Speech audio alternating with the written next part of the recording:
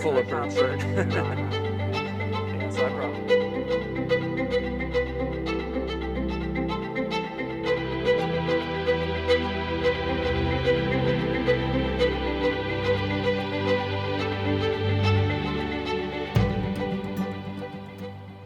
Well, right now we're at the center of the solar system for a project we've been working on called Elyria Mission Space. It's a combination of two projects, which is a pollinator garden and a scale model of the solar system that we've installed throughout the city of Elyria. So right now we have this 75-inch diameter model of the sun. I believe it's around 730 million to 1 scale model of the actual sun. It was fabricated by a local company, and it marks the center of the solar system here to scale. So all the planets that will be marked will be relative in size to this 75-inch sun. Elyria Mission Space is just a scale model of the solar system. And I had the idea about 5 years ago before we even started a building project, so probably even before then. I saw it on a TV show or something and said, you know, we have a lot of property throughout the city of Elyria.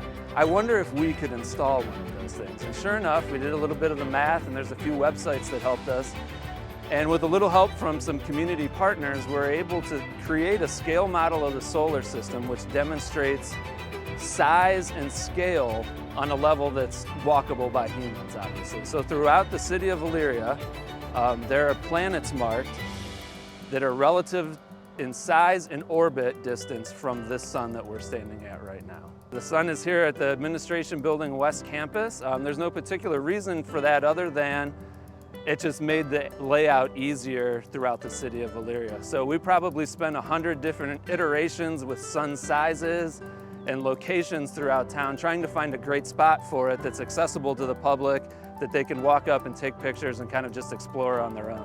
A lot of the inner solar system planets are located here on the West Campus. If you walk north from here towards the Elyria Early Childhood Village, you'll find Mercury, Venus, Earth, and Mars, which are considered inner solar system planets. And then we start to get farther out throughout town is where we needed help from community partners. So Jupiter is located at the Roland Nature Preserve in Elyria Township.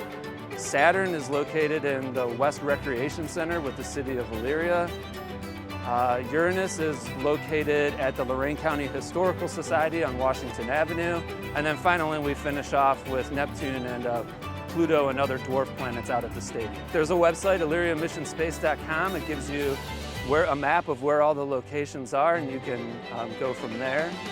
The website is listed on the signs throughout town, so as you visit them, you should be able to see it and see where the next coordinates are for those signs. I work closely with the Academic Services and Curriculum Department to make sure that the content on the signs actually relates to the, I believe, 4th through 6th grade science standards on solar system and planets and space. So all the information there is written at a level for those grade levels to understand and is aligned with our content in those classes.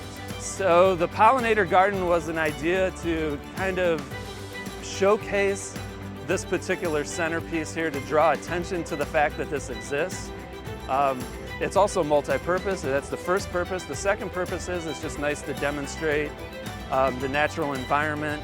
We have a lot of land, and it's an opportunity to just create some natural spaces that don't necessarily need to be groomed like a golf course. It can look like weeds at times. Ohio native plants do look like weeds.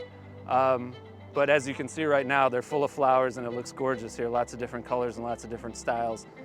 And it's also just an opportunity to demonstrate that, maybe take an area, make it look a little nicer, but then not have to touch it as much with mowing and grooming and things like that, to free up chances for our maintenance staff to focus on other areas. So a way to do that naturally, still create beauty with it, and draw attention to the sun here. Yeah, so we decided to use a pollinator garden kind of model because number one, it does native plants to Ohio, and so we wanted to showcase a lot of native plants to Ohio. But there's also a real need in the environment for like bees and other pollinators, butterflies, to have a space where they can live naturally. A lot of pesticides and things like that have kind of destroyed their natural place where they've pollinated. So we wanted to create an opportunity to demonstrate that for kids as well, sort of the environmental impact. People think that it attracts a lot of bees and bugs, but as we're standing here, they mostly keep to themselves. They're way more interested in the flowers than they are us. This is a field opportunity to come out here and learn about that, about pollination and just native plants to Ohio as well. We've been gathering what's actually growing here versus what was planted, so we can get a little chart together and hopefully add that to the website too, so people can do a little lost and found and, you know, just check off what they see blooming at the time. There's a number of different plants here, probably over 20, and they don't all bloom at the same time, so it's interesting to see which ones are in season and which ones aren't. There's a lot of people that helped on this project. A local company manufactured the sun.